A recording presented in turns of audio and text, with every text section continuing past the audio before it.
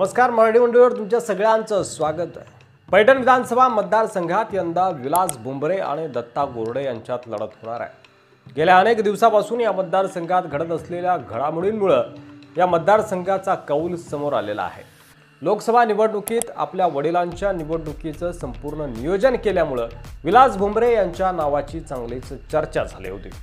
त्यांची ही कार्यशैली पाहून पैठणमधून त्यांनाच उमेदवारी मिळावी अशी मागणी शिवसैनिक आणि भाजप पदाधिकाऱ्यांकडून होत होती, तर त्यांच्या विरोधात दत्ता गोरडे यांना अखेरच्या क्षणी उमेदवारी मिळाली। लोकसभा निवडणुकीमध्ये महायुतीला मराठवाड्यात फटका बसला होता, मात्र अशा परिस्थितीतही संदीपान भुमरे यांनी विजय खेचून आणला। याला कारण म्हणजे संदीपान भुमरे यांनी केलेली कामं, त्यांचं नेटवर्क आणि त्यांचे सुपुत्र विलास भुमरेंनी उभारलेली यंत्रणा। आपल्या सहकाऱ्यांच्या मदतीनं एक उत्तम नियोजन करून ही निवडणूक जिंकण्यात महत्त्वाचा वाटा विलास भुमरे यांचा होता। संदीपान भुमरे हे खासदार झाल्यामुळे त्यांच्या मतदारसंघात विलास भुमरे यांच्यासाठी आधीच रेडी पिच आहे। त्यामुळे विलास भुमरे हे होम ग्राउंडवर तुफान बॅटिंग करणार यात शंकाच नाही। विलास भुमरे यांची आणखी एक जमेची बाजू म्हणजे त्यांनी या मतदारसंघात अनेक विषयांमध्ये वैयक्तिकरित्या लक्ष घालून लोकांची कामं केली आहेत। तसंच अडचणी घेऊन येणाऱ्या कुणालाच ते निराश करून परत पाठवत नाही आणि त्यामुळे लोकांशी त्यांचा असलेला कनेक्ट चांगला आहे।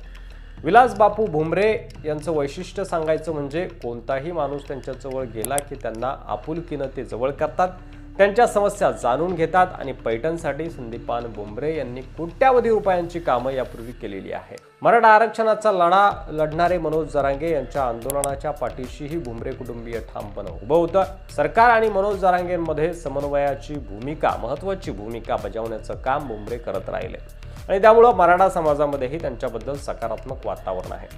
दत्ता गोरडे यांना उमेदवारी देऊन ठाकरेंचा प्लॅन फसल्याचं दिसतंय। मुळात ही उमेदवारी एवढ्या अखेरच्या क्षणी दिल्यामुळे त्यांना स्वतःलाच याबद्दलचा कॉन्फिडन्स नसल्याचं दिसून आलं। दुसरीकडे संजय वाकचौरे हे शरद पवार यांच्या पक्षाचे नेते या मतदारसंघातून निवडणूक लढण्यासाठी इच्छुक होते।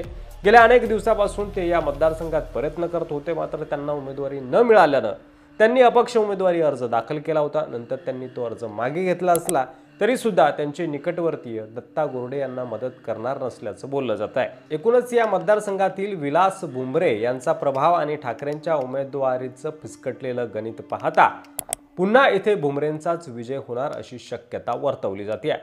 तुम्हाला काय वाटतंय, कोण मारेल पैठणमध्ये बाजी, मशाल की धनुष्यबाण? तुमचं मत कमेंट बॉक्समध्ये लिहायला विसरू नका। चॅनलवर नवीन असाल तर सबस्क्राइब करा। धन्यवाद।